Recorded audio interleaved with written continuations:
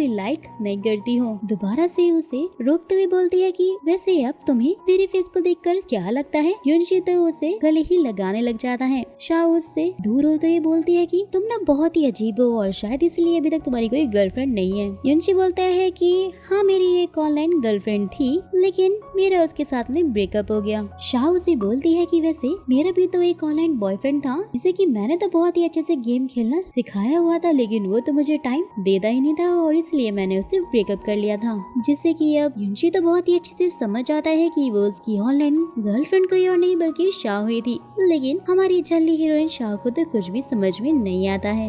वहीं दादाजी ने भी अपने असिस्टेंट को शाओ पर नजर रखने के लिए भेजा हुआ था। जैसे ही उसे युनशी के बारे में सब कुछ मालूम होता है, वो तो उसी के ऊपर वार करने लगता है और इसलिए शाओ फिर उसे उसका मफलर लौटाते हुए बोलती है कि हमें अब थोड़ा दूर ही रहना चाहिए, क्योंकि ऑफिस में अब सब हमारे बारे में उल्टा सीधा सोच रहे हैं। युनशी भी फिर इसकी बात मानते हुए अपना मफलर दोबारा से पहन लेता है। नेक्स्ट मॉर्निंग शाओ अपनी कंपनी में जाते हुए दादाजी के साथ टकरा जाती है, जो कि कंपनी विजिट के लिए वहाँ पर पहुँचे हुए थे, जहाँ वो फिर शाओ को एक एम्प्लॉय मानते हुए सबसे पहले लिफ्ट में जाने के लिए बोलते हैं। लेकिन शाओ फिर उन्हें ये बोलते हुए वहाँ से जाने लग जाती है कि अगर आप चेयरमैन है तो क्या हुआ, हम भी तो आपकी कंपनी के लिए दिन रात काम में लगे रहते हैं ना। नेक्स्ट सीन में शाओ अपनी फ्रेंड के साथ में गेमिंग सेंटर में पहुंची हुई होती है और वो खुद एक गेमर होने के नाते स्टार गेमर के साथ में बैठ जाती है। लेकिन वहीं सेक्रेटरी यू लाइव स्ट्रीमिंग में शाओ को भी देख लेता है, जिसके बाद युनशी भी सेक्रेटरी से गेम का लिंक मांगते हुए शाओ को देखने लग जाता है उसकी स्ट्रीमिंग को। शाओ भी ये सोच रही होती है कि क्या सच में युनशी ने उसे देखा होगा और इसलिए वो तो उसे टेक्स्ट ही करने लग जाती है। सारे वॉचर्स के लाइव पर कमेंट पढ़ने के बाद वो स्टार गेमर भी शाओ से पूछता है कि क्या तुम किसी को टेक्स्ट कर रही हो, जिस पर वो बोलती है कि हाँ वो अपने बॉयफ्रेंड से ही बात कर रही थी। ये देखते ही युनशी तो बहुत ही ज्यादा खुश हो जाता है, वो तो फूला नहीं समा रहा होता है और इसलिए इसी खुशी में वो भी सबको पार्टी देने लगता है। वहीं शाओ भी अपनी दोस्त को बोल रही होती है कि आज उसने लाइव स्ट्रीमिंग पर युनशी को बॉयफ्रेंड ही बोल दिया है, तो अब अगर उसने लाइव देख लिया वो तो फिर क्या होगा। और फिर फटाक से उसे फोन लगाते हुए बोलती है कि वो तो मैंने गलती से ही बोल दिया था, जहाँ फिर युनशी भी बहाना मारते हुए बोलता है मैं तो जानता ही नहीं हूँ कि आखिरकार तुम किस चीज की बात कर रही हो, जिससे कि भाई शाओ तो फिर चैन की सांस लेने लगती है। जिसके बाद शाओ के ये बोलने पर कि मैं शंघाई जा रही हूँ, युनशी भी उसके साथ चलने के लिए बोलता है और कहता है कि हम लोग साथ में ही आने वाले न्यू ईयर को सेलिब्रेट करेंगे। नेक्स्ट सीन में फिर जैसे ही शाओ अपनी ऑफिस पहुँचती है ना, योंग तो शाओ के खिलाफ सारे ऑफिस वालों को भड़का रही होती है, जहाँ पर अचानक से युनशी पहुँच जाता है और सबको बोलता है कि वो मेरी ही टीम में है, तो इसलिए अभी फिलहाल वो मेरी ही जिम्मेदारी है। वहीं शाओ को भी बहुत बुरी तरह से कोल्ड हो चुका था, जो कि अपने ग्रैंडफादर को फोन पे बोलने लग जाती है। दादाजी तो उसे हार मारने के लिए बोल रहे होते हैं, लेकिन शाओ भी कहाँ ही मानने वाली थी, क्योंकि भाई वो तो अपनी ही जिद पर जो अड़ी हुई थी। वहीं फिर योंग भी अपने गैंग के साथ में बैठकर युनशी की बहुत ज्यादा बुराइयां मार रही होती कि वो तो बहुत ही गरीब है, जहाँ पर अचानक से शाओ अपनी पूरी टीम के लिए कॉफी लेने के लिए जाती है। योंग को जाकर हाय बोलती है, जिससे कि वो कॉफी शॉप वाला लड़का बोलता है कि क्या योंग आपकी दोस्त है, और अगर हाँ मैं आपको बहुत सारा डिस्काउंट दूंगा। ये जानने के बाद कि भाई बिल की पेमेंट कोई और नहीं बल्कि योंग देने वाली है, शाओ तो अपना चंट दिमाग लगाते हुए बहुत सारे ऑर्डर्स देकर आ जाती है, जिससे कि भाई योंग के तो होश ही उड़ जाते हैं। युनशी के ये पूछने पर कि आखिरकार यहाँ पर क्या हो रहा है, शाओ उसे बोलती है कि सब कुछ ठीक है, मैं तो बस अपना बदला ले रही थी। गलती से उसने युनशी का हाथ थाम लिया था और फटाक से उसे छोड़कर शर्मा कर वहाँ से भाग जाती है। जिसके बाद वो असिस्टेंट को फोन कर बोलती है कि युनशी का यहाँ पर किसी के साथ में कोई भी अफेयर नहीं चल रहा है। वो उसे एक फोटो भेजता है, जिसे देखते ही शाओ को तो बहुत ज्यादा गुस्सा आता है, क्योंकि उस फोटो में मिस लिम उसकी बहुत ही ज्यादा करीब थी, जिससे कि फिर वो तो युनशी को बार बार इग्नोर ही मारने लग जाती है। युनशी भी बहुत ज्यादा ही परेशान हो जाता है कि आखिरकार इसको हुआ क्या है। मीटिंग में जाने से पहले वो उसे मेडिसिन देता है क्योंकि उसकी तबीयत ठीक नहीं थी।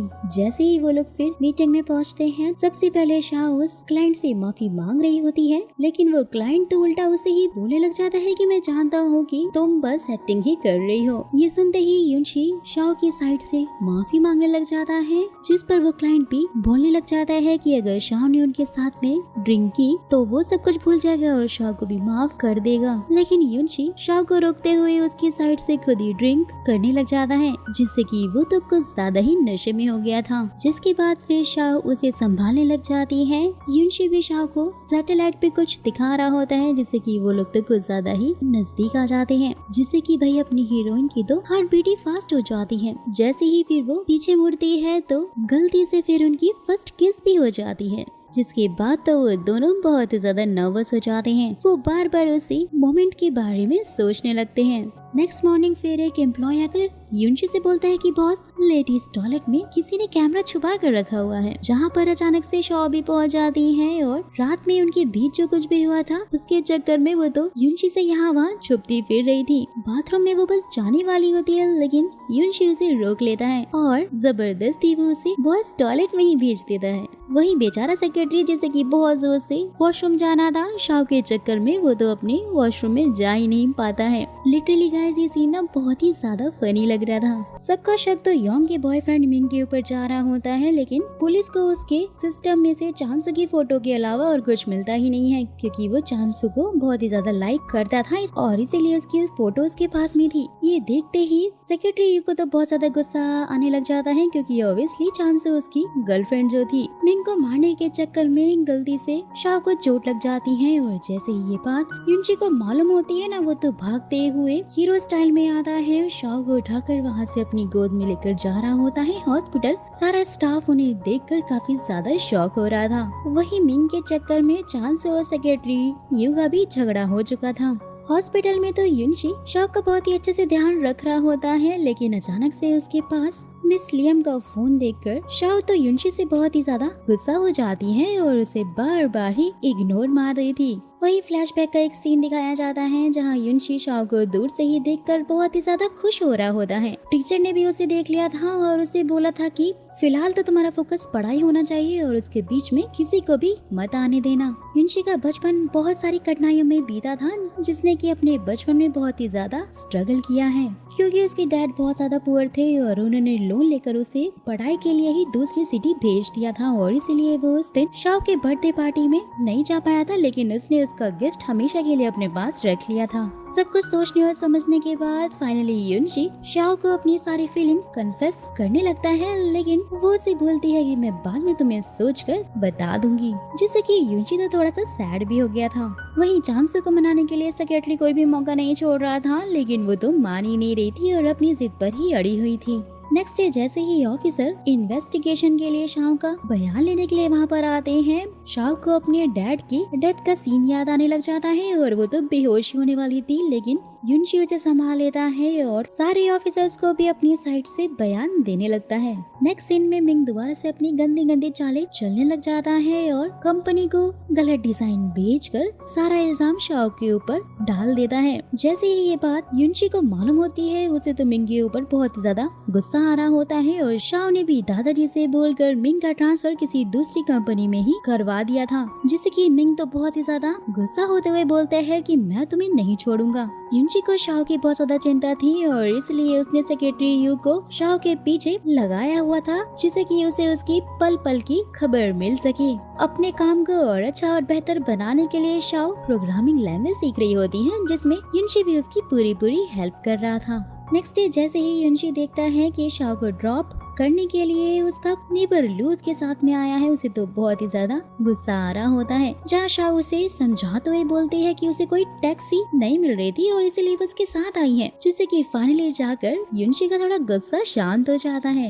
मीटिंग रूम में टेक्निकल डिपार्टमेंट के हेड को चुनने के लिए वोट हो रहा था, जिसमें वोट तो सबने युनशी को ही दिया था, लेकिन दादाजी के चलते शाओ को वहाँ का हेड बना दिया जाता है, जिससे कि सारा स्टाफ उससे बहुत ही ज्यादा गुस्सा हो जाता है और सेक्रेटरी मिंग और यू के बीच में तो लड़ाई ही होने लग जाती है, जिससे कि शाओ को तो बहुत ज्यादा गुस्सा आता है और उनके ऊपर चिल्लाकर वहाँ से जाने लगती है। जिसके बाद युनशी उसे समझाते हुए कहता है कि अब तुम यहाँ की हेड हो और इसलिए तुम्हें उनके ऊपर ऐसे नहीं चिल्लाना चाहिए, बल्कि उनसे प्यार से बात करना चाहिए। नेक्स्ट सीन में सेक्रेटरी यू ने शाओ को युनशी के बचपन से लेकर अब तक सारी प्रॉब्लम्स के बारे में सब कुछ सच सच बता दिया होता है, जिससे कि वो भी थोड़ा सैड हो जाती है। भागते हुए युनशी के पास जाकर बोलती है कि अब से मैं हमेशा तुम्हारा साथ दूंगी और भाई बनकर तुम्हारा ध्यान रखूंगी। युनशी भी उसे